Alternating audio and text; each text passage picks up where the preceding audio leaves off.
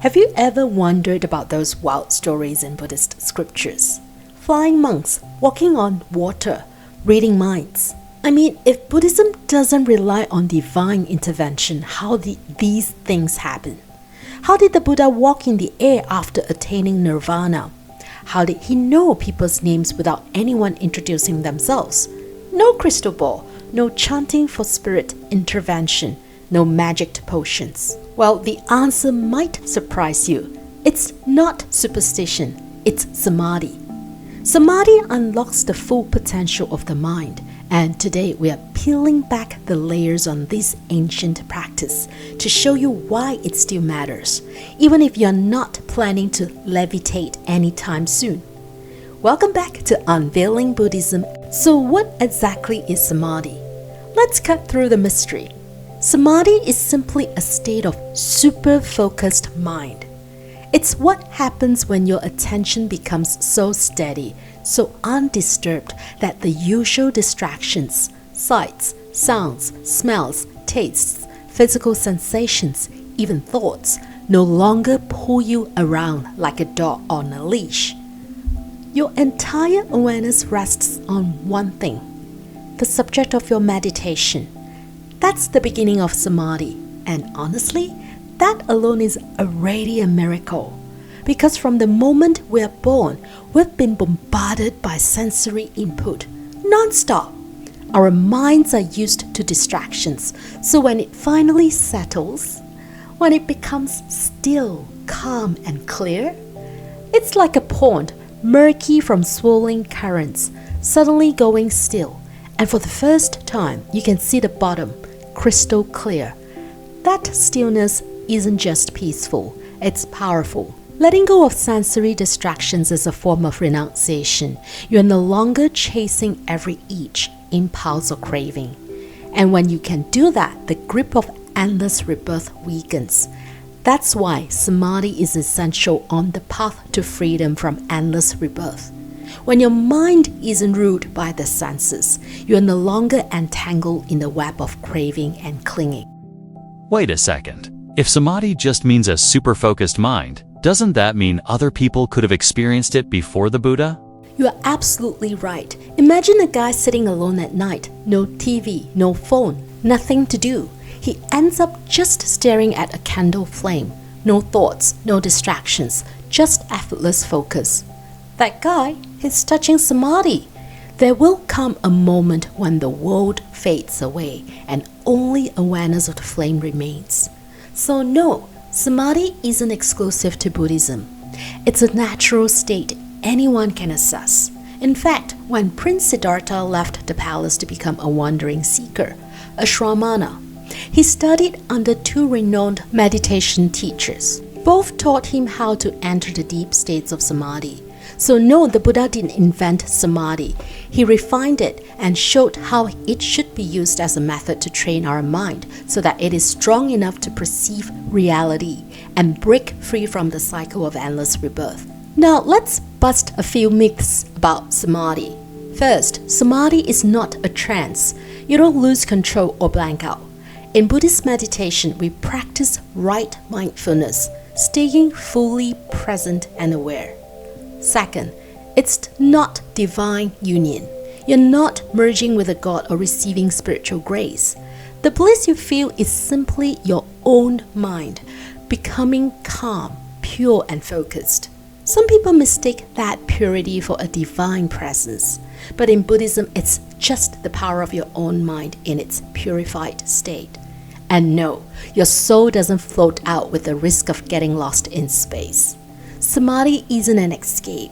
It's a quiet, grounded presence. So let's drop the spooky legends. It's not magic, it's you, discovering the power and depth of your own mind. I watched this Chinese fantasy movie. The hero unlocked fire Samadhi to defeat his enemy. Is that real? Yes and no. Fire Samadhi is mentioned in Buddhist texts, but it's not about attacking anyone. It simply refers to using fire like a candle flame as your meditation object. That guy staring at the candle earlier, that's fire Samadhi. If you meditated on water, that's water Samadhi. if you focused on recalling the Buddha's name, that's recollection samadhi. So no fireballs, just different ways to train your mind to focus and settle. Okay. I get the whole no harm thing. But what about those supernatural powers? Flying monks, Buddha, levitating, and emitting fire. Totally fair question, and yes, they're in the scriptures. In the Kavata Sutta, the Buddha explains how a highly concentrated mind, especially in fourth jhana, can perform amazing feats. Multiply the body, pass through walls, walk on water, fly, touch the sun and moon, even reach the various heavens and communicate with the beings there. These are called psychic attainments. And yes, they are said to be possible. We'll talk about jhana later if you are interested. The Buddha compared psychic deeds to a master potter, shaping clay however they wish. Except here, the mind is the tool, pure, malleable, powerful. But here's the key. Superpowers are not the goal. You can float in the air and still be deeply unhappy. Psychic powers are impressive, but they are not liberation. As the Buddha might ask, what's the point of flying if you are still not free from suffering? Okay, got it. Ultimate happiness is more important than flying. But since Samadhi is part of the Noble Eightfold Path, how do I know if I've actually entered Samadhi when I try to focus my mind? And what exactly is jhana? How do I tell which jhana I'm in? And what does it mean to reach the fourth jhana?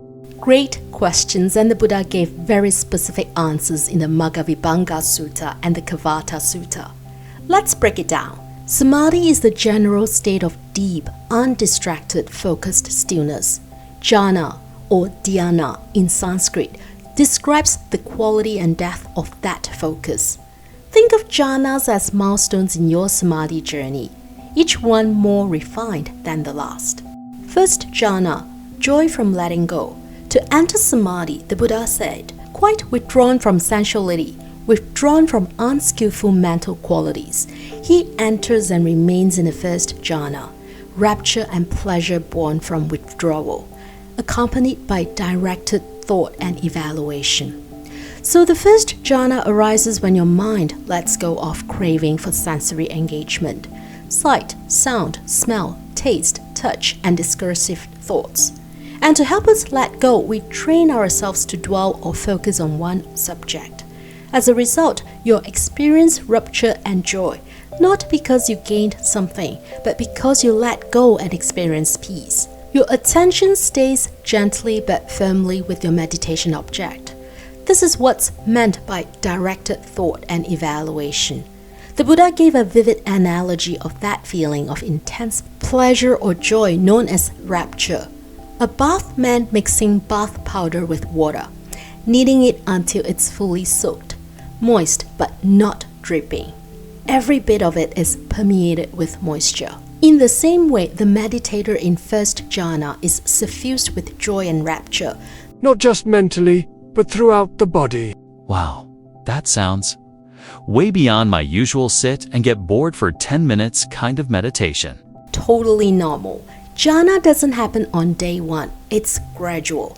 Letting go or disengagement from distraction of our senses requires practice, and first jhana is just second jhana, joy from stillness. As the mind deepens its stillness, it no longer needs to hold on to the object of meditation. The Buddha said, with the stilling of directed thoughts and evaluation, he enters and remains in the second jhana, rapture and pleasure born of composure.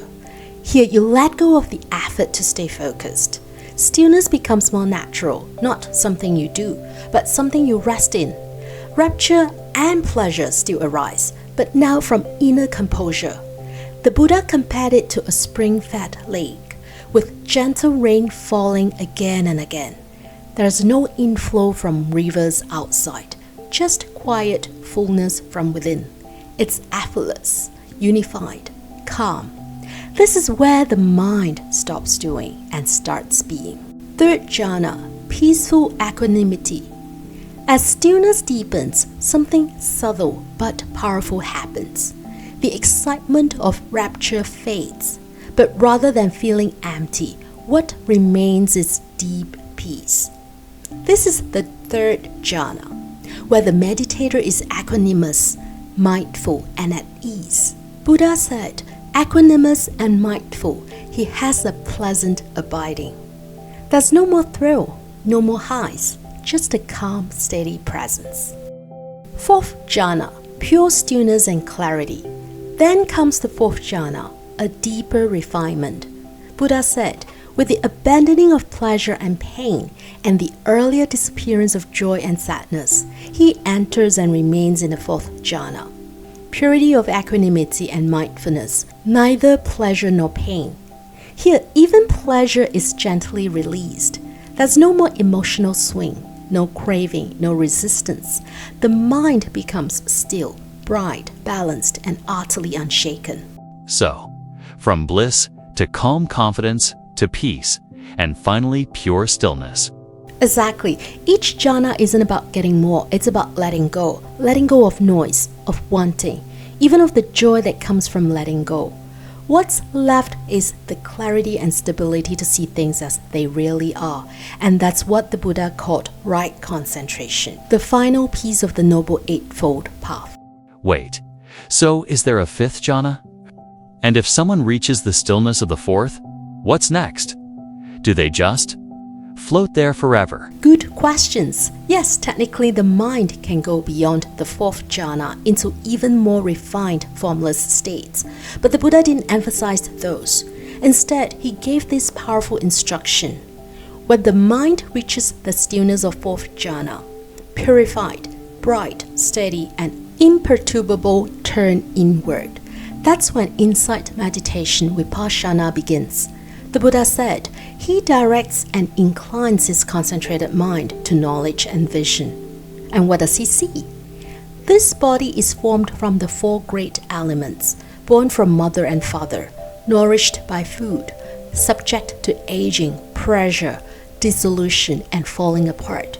And this consciousness is supported and bound up with this body. In that clarity, we begin to see the truth of our existence, that our sense of a permanent, unique self is an illusion held together by changing conditions. So, that's what it means to really know yourself. Exactly. This is the first glimpse into shunyata, emptiness, the realization that there's no fixed identity, no ego, and it's how one attains the first stage of enlightenment, sotapanna, the stream enterer. So no, the fourth jhana isn't the end of the path. It's the doorway to deep wisdom. The stillness you cultivated becomes the launch pad for freedom. So there we have it. Samadhi isn't some mystical secret reserved for ancient monks or mountain hermits. It's a trainable state of deep focus, clarity, and calm. And right samadhi is a crucial part of the Noble Eightfold Path. There are qualified Buddhist meditation teachers who can provide proper guidance for your samadhi training, and it is always good to learn from them. In our next episode, we return to the remarkable life of Buddha Shakyamuni to uncover the powerful stories that shaped the path he walked and shared with the world. Thanks for watching Unveiling Buddhism. See you next time.